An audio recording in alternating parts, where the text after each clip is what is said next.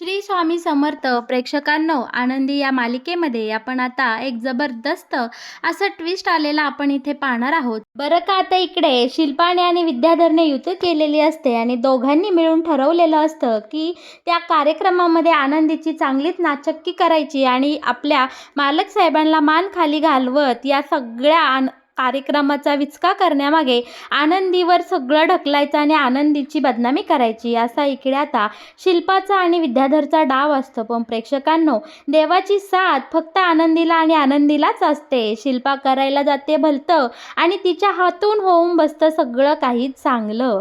शिल्पाला आनंदीची वाट लावायची असते, पण आता शिल्पाने आनंदीला इतक्या सुंदर पद्धतीने वेस्टर्न ड्रेसमध्ये तयार केलेलं असतं. त्यामुळे इकडे सगळ्या पत्रकारांच्या नजरेत त्या कार्यक्रमामध्ये आनंदी अगदी उठून दिसत असते आणि तिचा काहीतरी वेगळा लुक असल्यामुळे इकडे आनंदीची सगळ्यांनीच वाहवा केलेली आपण पाहणार आहोत. बरं का, पण इकडे विद्याधरने शिल्पाला जे काही फुगवून दिलेलं असतं, जे काही आनंदीच्या विरोधात बागायला भाग पाडलेलं असतं, हे सगळं आता मालक साहेबांच्या लक्षात येऊन मालक साहेब घरी आल्यावर शिल्पाला जाब विचारणार असणार की तुला मी कशी आनंदीला तयार करायला सांगितली होती, आपला नऊवारी ठसकेदार लूक तुला तिला द्यायला सांगितलं होतं आणि तू मुद्दामून अशी वागलीस. आता इकडे आपला युगंधर शिल्पाला आनंदीच्या असं विरोधात कारस्थान केल्याबद्दल चांगलेच खडे बोल सुनावताना आपल्याला इकडे पाहायला मिळणार आहे. आणि प्रेक्षकांनो, हे सगळं मालिकेमध्ये नक्की कशा प्रकारे दाखवलं जाणार, कसं घडणार, हे जर तुम्हाला जाणून घ्यायचं असेल तर आपला हा व्हिडिओ अगदी शेवटपर्यंत बघा, म्हणजे तुमच्या सगळं काही इकडे लक्षात येऊन जाईल. शिल्पाने आनंदीला सांगितलेलं असतं की आनंदी, तू या इव्हेंटला जायचं नाही किंवा या पुरस्कारासाठी जायचं नाही. बरं का, पण इकडे आनंदी शिल्पाला एकदम तोऱ्यात बोलून दाखवते की शिल्पाताई, यावेळेस मी तुमचं ऐकणार नाही, मी मालक साहेबांसोबत त्या इव्हेंटला जाणार आणि या पुरस्कार स्वीकारणार. आता इकडे साफसाफपणे आनंदीने शिल्पाला नकार दिलेला असतो आणि शिल्पाला इथे विरोध केल्यामुळे ती रागे तिथून निघून गेलेली असते. शिल्पा तिथून गेल्यानंतर विद्याधरने मात्र हे सगळं दाराआडून ऐकलेलं आपण पाहतच आहोत. आता विद्याधर इकडे शिल्पाचे चांगलेच कान भरतो, बोलतो की ताई, हळूहळू तुझं या घरातलं वर्चस्व कमी होत चाललं आहे. काल आलेली पोर, काल आलेली ती आनंदी तुला ज्ञान देणार, तुला नकार देणार, हे काही माझ्या डोळ्यांना पाहवत नाही. तू हातापायावर खेळवलेली, तू मनापासून वाढवलेली तुझी ही भाचवांड, ती सुद्धा आता या आनंदीच्या पुढे मागे करू लागले आहेत. आणि माई आणि बापू तर पहिल्यापासूनच आनंदीचे झाले आहे. अगं ताई, तुझं या वर्चस्व हळूहळू घरातलं कमी होऊ लागलं आहे. आता तुझी सगळी सत्ता संपणार आणि आनंदीच्या हाती आपल्या या निंबाळकर वाड्याची सत्ता जाणार. ताई, आता तुझी रिटायरमेंट जवळ आली हाय. आता इकडे विद्याधरने बरोबर शिल्पाचं पडती बाजू ओळखून शिल्पाचे कान भरायला इकडे जबरदस्त सुरुवात केलेली असते.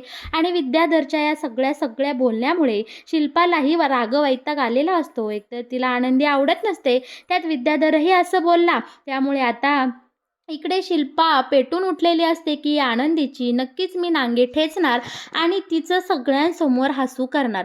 आता आखरी वार म्हणजे इकडे हा विद्याधर बोलतो, अगं ताई, इतक्या वर्ष या निंबाळकर वाड्याची सत्ता आणि या निंबाळकर वाड्याच्या प्रॉपर्टीच्या म्हणजे आपल्या खजिनदार सगळ्या वाड्याचा जुडगा, चाव्यांचा जुडगा तुझ्या कमरेला मी पाहत आलोय.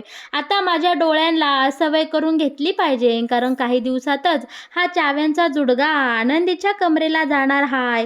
तुझी सत्ता संपली. बरं का, आता इकडे आपली शिल्पा मोठ्याने ओरडते आणि बोलते की बास विद्याधर, बास, आती करतोय, जास्त बोलू नकोस.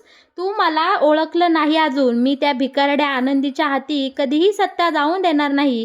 काल आलेली ती पोरगी कधीच माझ्या डोईजड मी होऊन देणार नाही. आता बरं का, लगेच इकडे आपला विद्याधर त्याचा डाव टाकून घेतो आणि बोलतो की ताई, तुझी सत्ता कायम अशीच राहण्यासाठी माझ्याकडे एक प्लॅन आहे. तू म्हणत असशील तर मी सांगू का?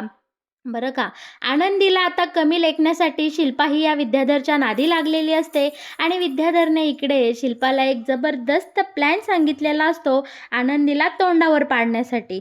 शिल्पा ही याच्या आता प्लॅनमध्ये एकदम सामील झालेली असते आणि दोघांनी मिळून अगदी मोठं कारस्थान इथे आनंदीच्या विरोधात केलेलं आपल्याला पाहायला मिळणार आहे.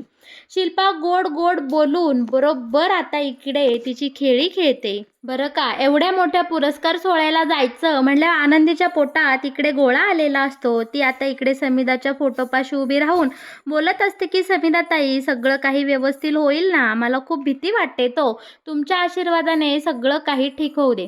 आता इकडे शिल्पाचं नाटक अगदी रंगात आलेलं असतं. शिल्पा बरोबर आनंदीला हेरते, तिच्या गळ्यात पडते आणि तिला बोलते की आनंदी, खरंच माझं चुकलं. आजपासून मी तुला या घरातली सून म्हणून इकडे एक्सेप्ट करणार आहे. कारण अगं, युगंधरच्या मुलांना समिधा गेल्यानंतर मी अगदी माझ्या पोटच्या मुलांसारखं सांभाळलं, त्यांना माया केली, त्यांना वाढवलं आणि तू आल्यानंतर अचानक ते तुझं सगळं ऐकू लागली. यामुळे मला तुझा खूप राग येत होता. पण ठीक आहे, तू खरंच मनाने खूप चांगली मुलगी आहे.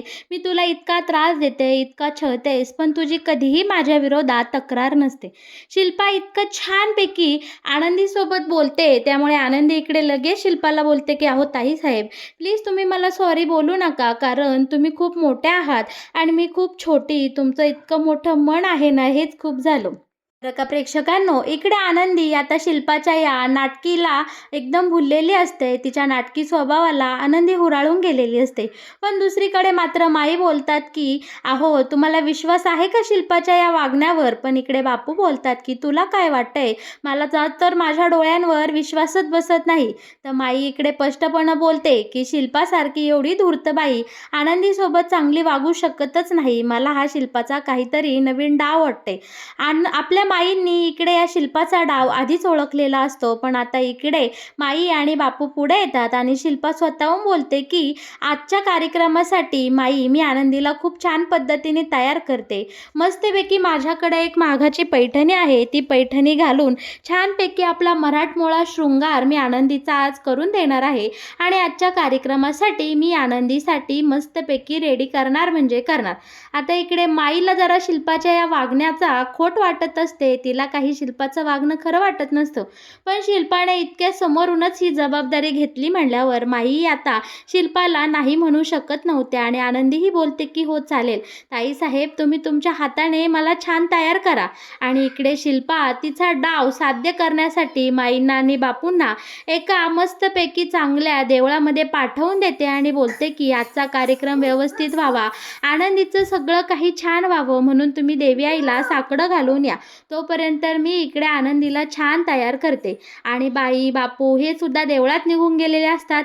युगंधर आधीच तिकडे कार्यक्रमाच्या ठिकाणी गेलेला असतो. आणि आता मात्र इकडे आपली आनंदी आयती या शिल्पाच्या तावडीत सापडलेली आपल्याला इकडे पाहायला मिळणार आहे.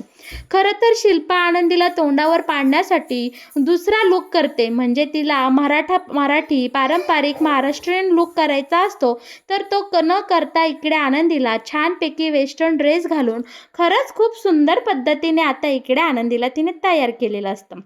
बरं का, आता इकडे विद्याधर आलेला असतो आणि विद्याधर आता इकडे ताईला बोलत असतो की ताई, मग काय आपला प्लॅन कुठवर आला आहे? पण त्याआधी माईंना आणि बापूंना इकडे आता या शिल्पाने फोन करून सांगितलेलं असतं की अहो, मी आनंदीला खूप छान तयार केलंय. मस्त नऊवारी घातलीत, लाल कलरची, नाकामध्ये नथ घातलीत, गजरा माळलाय, अगदी मराठमोळा सुंदर असा लूक इकडे मी आनंदीचा तयार केला आहे. आणि माईंना आणि बापूंना इकडे शिल्पाने फोनवरच छानपैकी इकडे खात्री करून दिलेली असते की घरी सगळं ठीक आहे, तुम्ही निवांत या. आणि बजावून सांगितलेलं असतं की आनंदीचा लूक आता तुम्ही स्क्रीनवरच पाहणार आहात. बरं का, आता इकडे लगेच विद्याधर येतो आणि बोलतो की ताई, खरोखर तू असा लूक केलाय, एवढी भारी तयार केली का ग त्या आनंदीला? तेव्हा आता इकडे शिल्पा बोलते, मला काय वेळ लागले का रे विद्याधर? तू सांगितल्याप्रमाणे मी तिचा अख्खा कायापालट करून टाकला आहे. ज्या वेळेस ही आनंदी ह्या अवतारामध्ये तिकडे सगळ्या माणसांमध्ये जाईल, तेव्हा तिची अशी फजिती होईल आणि तिला या अवतारात पाहून युगंधर तर आनंदीची तिथेच नांगी ठेचेल, तिथेच आनंदीला बडबड करेल आणि तिला तिच्यासोबत तिकडे आतमध्ये कार्यक्रमात घेऊन सुद्धा जाणार नाही. हे आता आपल्या आनंदीने ऐकलेलं असतं. बरं का, आता इकडे विद्याधर बोलतो की कुठे आहे आजची उत्सव मूर्ती, कुठं गेली ती आनंदी? तेव्हा आता ताई बोलते हे काय? तेव्हा विद्याधर बोलते आते ताई, ही ट्रॉफी कोणती म्हणायची? तेव्हा आता इकडे शिल्पा बोलते, अरे ही ट्रॉफी नाही, ही आनंदीच आहे. आणि आनंदीचा हा वेस्टर्न भन्नाट लूक पाहून इकडे विद्याधर तर आनंदीवर फिदा झालेला असतो. कारण त्याला आधीपासूनच आनंदी खूप आवडत असते. त्यातल्या त्यात तिचं हे नवं रूप, नवं सौंदर्य पाहून विद्याधर तर पार आनंदीकडे टकामका बघतच राहिलेला असतो. आता इकडे विद्याधर बोलतो, "बाबा, बाबा, बा ताई, तू तर हिचा अख्खा कायापालटच करून ठेवला. काय दिसती राव ही." बरं का, आता शिल्पा बोलते, की अशा पद्धतीत जर आनंदीला त्या सगळ्या इव्हेंटमध्ये, एवढ्या मोठ्या पुरस्कार सोहळ्यामध्ये जर पाहिलं, तर विद्याधर तिथेच आनंदीच्या नावाने बोंबा नाही का ठोकणार? बरं का, आता इकडे या दोघांचाही प्लॅन अगदी रेडी झालेला असतो आणि आनंदीला शिल्पाने अशा पद्धतीने तिकडे सोहळ्याला पाठवलेलं आपल्याला पाहायला मिळणार आहे. आनंदीला या कपड्यामध्ये अगदी अनकम्फर्टेबल वाटत असतं, तरीसुद्धा आता ती हिम्मत करते आणि सगळ्यांसमोर जाण्याचा इथे आता प्रयत्न करते. आता आनंदीचा हा लूक पाहून सगळे पत्रकार आणि तिथे जमलेले सगळी माणसं आनंदीकडे फक्त एकटक टकामका पाहू लागलेली असते. खरोखरच आनंदी एवढी गोड दिसत असते, इतकी सुंदर दिसत असते, की त्याला कसलीच तोड इथे पाहायला मिळणार नाही. पाहिलं तर मालक साहेबांना आनंदीला या लूकमध्ये पाहून जरा धक्काच बसलेला असतो. कारण त्याने पत्रकारांना सांगितलेलं असतं, की माझी बायको, माझी मालकीनबाई एकदम मराठमोळ्या नवीन लूकमध्ये येणार आहे आणि तुम्ही तिचा हा नवा अवतार पाहून सगळे थक्क होणार आहे. आता मालक साहेबांनी म्हणल्याप्रमाणे आनंदीचा हा नवा लूक पाहून सगळे थक्क झालेले असतात. पण आनंदी मात्र मराठमोळ्या महाराष्ट्रीयन लूकमध्ये नाही, तर वेस्टर्न लूकमध्ये इकडे आलेली असते आणि एवढ्या मोठ्या पुरस्कार सोहळ्यामध्ये खरोखरच आनंदी अगदी नक्षत्रवाणी सुंदर आणि वेगळी इथे दिसताना आपल्याला पाहायला मिळणार आहे. आनंदीला जरा त्या ड्रेसमध्ये अनकम्फर्टेबल वाटत असतं खरं, कारण घरी शिल्पाने आणि विद्याधरने सांगितलेलं असतं, की तू खूप विचित्र दिसते. बिचारीला काही दिसत नसल्यामुळे समजतही नाही की नक्की ती कशी दिसते. पण ही इकडे खरंच गोड दिसत असते. आता सगळे पत्रकार आनंदी आल्याबरोबर तिचे फोटो काढायला पुढे आलेले असतात.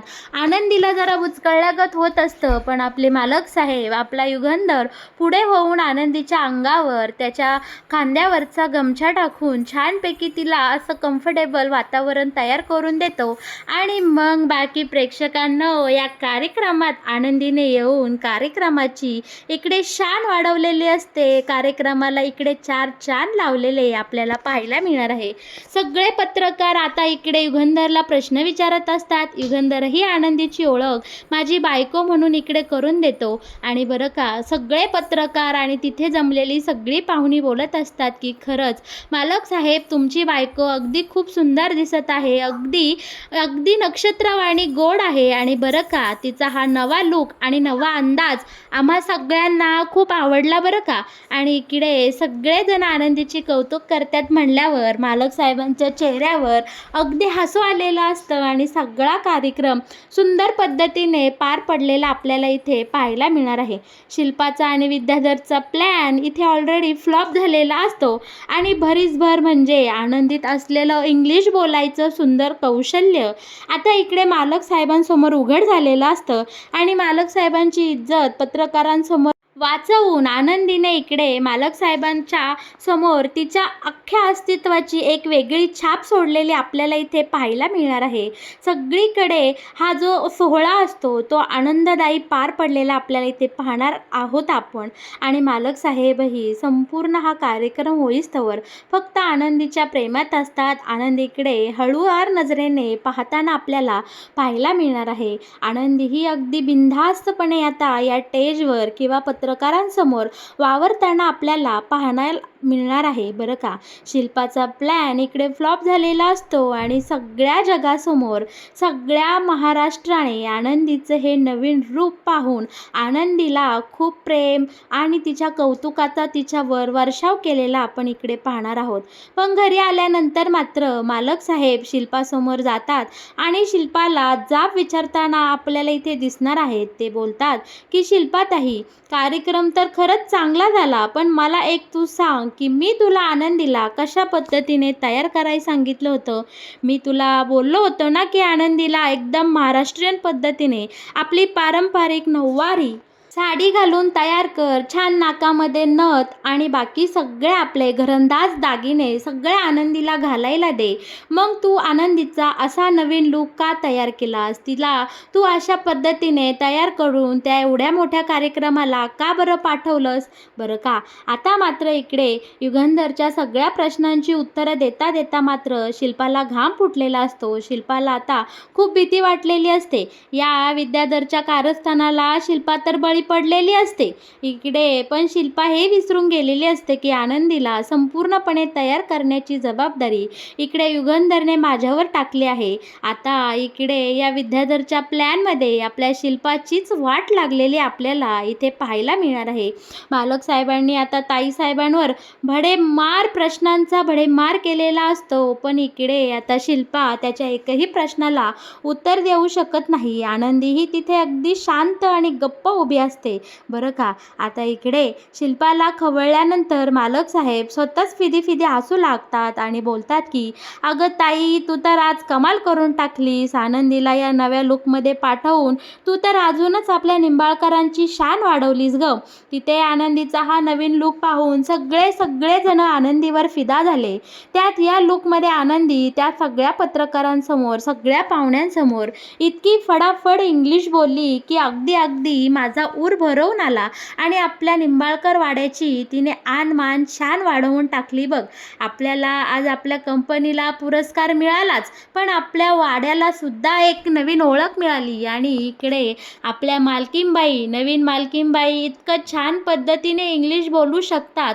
हा नवीन आनंदीतला गुण सगळ्यांसमोर आल्यामुळे सगळे खूप खुश झाले आहे आणि आनंदीविषयी सगळ्यांच्या मनामध्ये अजूनच आदर तयार झाला आहे. आता इकडे युगंधरने शिल्पाचं भरभरून कौतुक केलेलं असतं, आनंदीचा गुणगौरव सांगितलेला असतो. या सगळ्यामुळे शिल्पा आणि विद्याधर पार तोंडावर पडलेले आपल्याला इकडे पाहायला मिळणार आहेत. तर मग प्रेक्षकांनो, कसा वाटला तुम्हाला आनंदी या मालिकेचा हा नवीन ट्विस्ट? या मालिकेचे असेच नवनवीन अपडेट जर तुम्हाला सगळ्यात आधी जाणून घ्यायचे असतील तर तुम्ही आपल्या चॅनेलला नक्की सबस्क्राईब करा आणि हो, आपल्या व्हिडिओला लाईक केल्याशिवाय अजिबात कुठे जाऊ नका. धन्यवाद.